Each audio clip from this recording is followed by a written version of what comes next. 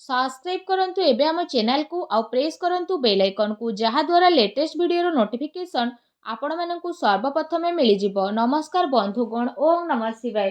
बंधुगण, आजिर वीडियो रे आमे आपण मानकु कहिबु तृतीय सप्ताह अर्थात 15 रु 21 तारिख पर्यंत समय आपणकर किपरि कटिबो, केउ प्रकारर ए सप्ताह को आपण प्लानिंग करिवे, ए सप्ताह आपणकर किपरि कटिबो, विशेष भाବରେ जदि कहबा केउ सब जिनिस रे आपणकु फायदा मिलिबो, केउ सब जिनिस रे आपणकु सावधानता अवलंबन करबाकू पड़िबो, आपणक लव लाइफ, कैरियर, बिजनेस, व्यापार ए सप्ताह रे किपरि रहिबो, ता सहित प्रतिटी दिन को आपण किपरि कटेइबे, स्वास्थ्यर महत्वपूर्ण इनफॉरमेशन मध्ये आमे वीडियो रे आपण मानकु देबु।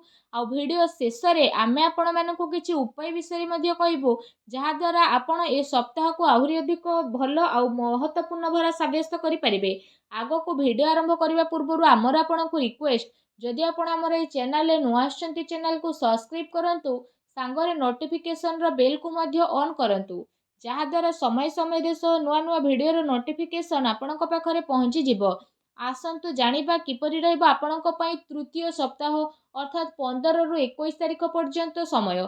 जदि सबुठारु प्रथमे आमे आपणको कहबु कि ए सप्ताह रे आपणक पई कोन सतरे पॉजिटिव रहिबा पई जाउछि।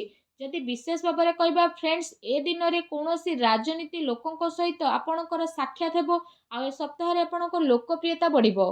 ता सहित जन संपर्ककर दायरा मध्ये आपण विस्तार करिवे। संतानक तरफरु तांकर कैरियर को नै कि सप्ताह रे कोनोसी शुभ समाचार मध्ये मिली पारे। आपणकर सिद्धांतवादी दृष्टिकोण समाज एवं धार्मिक स्थल रे आपणको विशेष भाବରେ सम्मानजनक उपाधि मध्ये प्रदान करिवो। एहा सहित धार्मिक एवं आध्यात्मिक गतिविधि रे आपणकर विशेष भाବରେ महत्वपूर्ण योगदान रहिबो।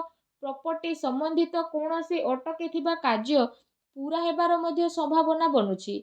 ता सहित ए दिनर समय रे आपणको बहुत भलो स्थिति रहिबो। ता सहित जदि कहिबा भाग्य एवं संतान संबंधित कार्य रे मध्ये सुविधा आपणको प्राप्त होई जिवो। आपणकर विवेक एवं आदर्शवादी स्वभाव विशेष भाବରେ आपणको पई महत्वपूर्ण उपलब्धि नै कि आसीबो। ता सहित ग्रहर स्थिति ए दिन रे आपणक पई काफी संतोषजनक रहिबो। जो लोक माने आपणक खिलाफ रे थिले से लोक माने विशेष भाବରେ आपणक पक्ष रे रहिबे, आ संबंध रे मध्ये आपणकर काफी सुधारता देखिबाकू मिलिबो। सबु कार्य ए सप्ताह रे आपणकर शांतिपूर्ण भाବରେ संपन्न हेबार नजर आसीबो। ता सहित भावुकता कारणरू वैवाहिक दृष्टिकोण आपणक काम रे सहायक प्रदान करिवो। ए दिन रे आपणकर सकारात्मक आ संतुलित भावना आपणको आगको बढ़िबा एवं निजर कार्य को सुचारू रूप रे संपन्न करिबारे मध्ये बहुत सहाय्य सहयोग प्रदान करिवो। घरे कोनोसी धार्मिक उत्सवर मध्ये विशेष भाବରେ ए दिन रे योजना बनिबो। आपण पुणी थरे निजे निजकु ताजा विशेष भाବରେ अनुभव करिवे। एहा सहित जदि कहबा अटकी थिबा पेमेंट मध्ये मिलिबा कारणरू विशेष भाବରେ आर्थिक स्थिति रे आपणकर काफी टाइम पर्यंत सुधार आसीबो, जहा द्वारा आपणको काफी खुशी मिलिबो एवं आपणक मन बहुत ही प्रसन्न रहिबो। आसंतु जानिबा ए दिन रे आपणक पई कोन नेगेटिव रहिबो। कोनोसी भी प्रकारर उधारी ठारू ए सप्ताह रे आपण दूरी रुहंतु। धन लेण देण संबंधित कार्य करिबा ठारू आपण छलना बा धोकार मध्ये शिकार होई पारंती। कोनोसी भी काम करिबारे अधिक भाबी चिंती कि निजर टाइम को लगांतु नाही। एहा द्वारा समय आपणक हातरू बाहरी मध्ये जाई पारे। सामाजिक संपर्क को मधुर बनाई के रखिबार अति आवश्यकता रहिछि, कारण केबे केबे किछि नकारात्मक पुरुणा कथा पुणी थरे मध्ये उठी पारे, जहा द्वारा जदि कहबा आपण निजर मनोबल रे काफी टाइम पर्यंत कमी अनुभव करिवे। निजर स्वभाव को पॉजिटिव बनै कि आपण रखंतु। ए कथार मध्ये आपणको ध्यान देबार आवश्यकता रहिछि कि आपणकर सरल स्वभावर किछि लोक माने भूल फायदा मध्ये उठाई पारंती, जहा द्वारा विशेष भाବରେ आपणक मनर स्थिति किछि विचलित मध्ये होई पारे। अन्यर कथा को सुलझेइबारे आपणकर केते सारा महत्वपूर्ण कार्य मध्ये अटकी पारे। कोनोसी प्रकारर जदि कहा सहित वादा करिसेंती तो ताको पूरा करंतु, नचेत समाज रे आपणकर इमेज बिगिड़ी पारे। आउ किछि लाभदायक मौका मध्ये आपणक हातरू बाहर जिबार विशेष संभावना बनुछि।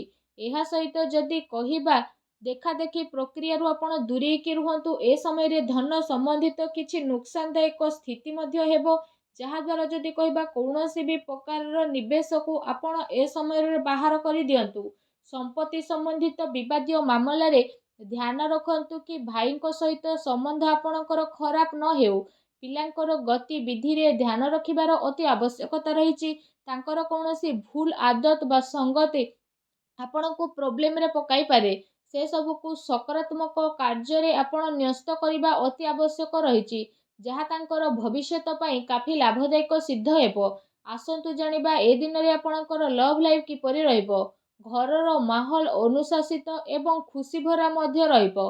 ପ୍ରେମ ସମ୍ବନ୍ଧରେ ମର୍ଯ୍ୟାଦା ବନେଇ ରଖିବାର ଆବଶ୍ୟକତା ରହିଛି। ଆପଣ ଆପଣଙ୍କର ସମସ୍ୟାକୁ ସୁଲଝେଇବାରେ ନିଜର ଜୀବନସାଥୀ ଆଉ ପିଲାଙ୍କର ପୁରା ସହଯୋଗ ମିଳିବ, ଯାହାଦ୍ୱାରା ଆପଣଙ୍କର ଆତ୍ମବିଶ୍ୱାସ ମଧ୍ୟ କାଫି ଭଲ ବନିକି ରହିବ।